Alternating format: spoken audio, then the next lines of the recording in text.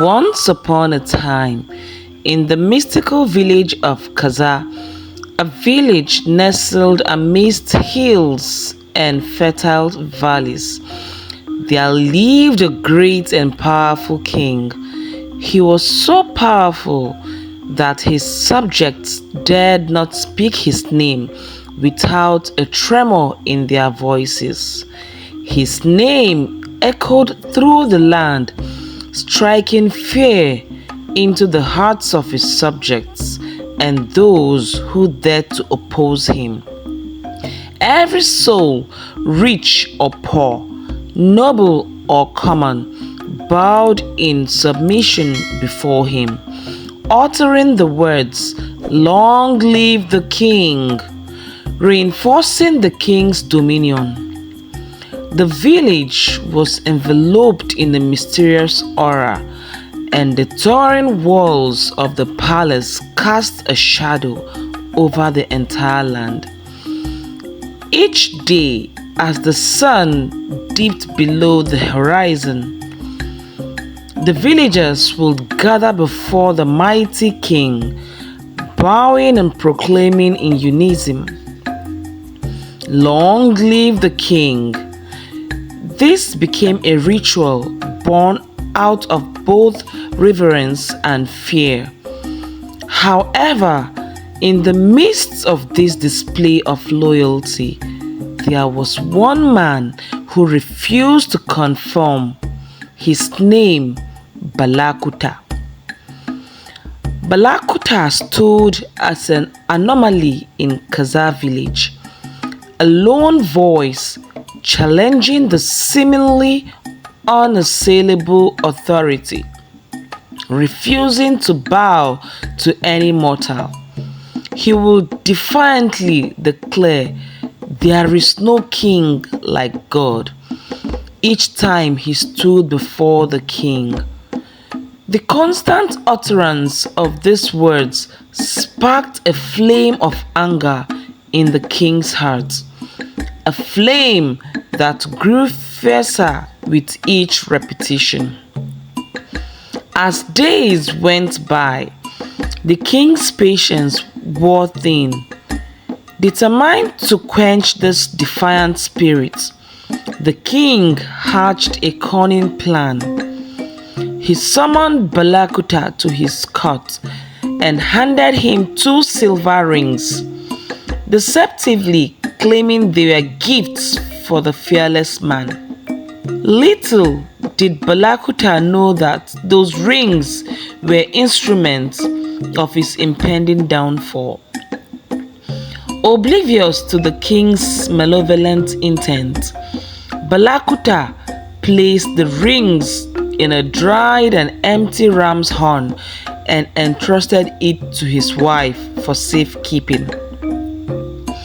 Unknown to him, the king's eyes were everywhere.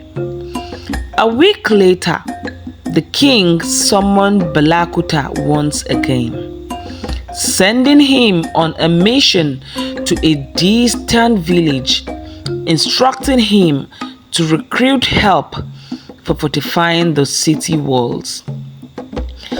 As Balakuta embarked on this journey, the king seized the opportunity to summon the man's wife and offered her a tempting reward, 1,000 cowries. In exchange, she would give him the silver rings.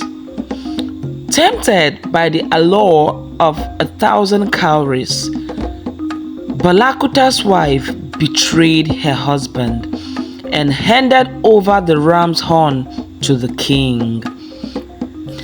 The king opened it, confirming the presence of the 2 silver rings. He ordered his servants to cast it far into a lake. As the horn plunged into the water, a massive fish swiftly swallowed the horn and its precious contents, sealing the fate of the rings. Few days later, Balakuta returned from his journey. Unaware of the betrayal that had taken place in his absence, he requested for the rings from his wife, only to receive a disheartening response: "I can't find them."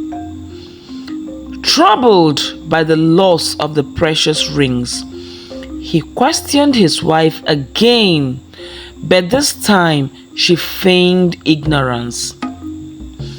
As they pondered upon this mystery, a royal messenger arrived, summoning Balakuta to the king's court before sunset. After the messenger left, Balakuta decided to go fishing. Luckily, he caught a remarkably big fish. He handed the fish to his son Aliu and asked him to quickly cut and prepare it so he can eat before going to the palace, as he had not had any food since he came back from his journey. Back at home, while cleaning the fish, Aliu's knife struck something hard. Lo and behold, it was the ram's horn. With a mixture of disbelief and gratitude, Balakuta exclaimed, "Truly, there is no king like God." The precious rings in hand, he proceeded to the royal court, where tension hung thick in the air. He greeted the king in his usual manner. The king, expecting to expose Balakuta's failure, immediately demanded for the rings. With so much confidence, Balakuta pulled out the horn and presented it to the king, who opened it, discovering the 2 silver rings miraculously preserved inside. A hushed silence fell over the court as the king, in a rare display of humility, declared, "Indeed, there is no king like God." His counselors, stunned and awed, echoed their approval.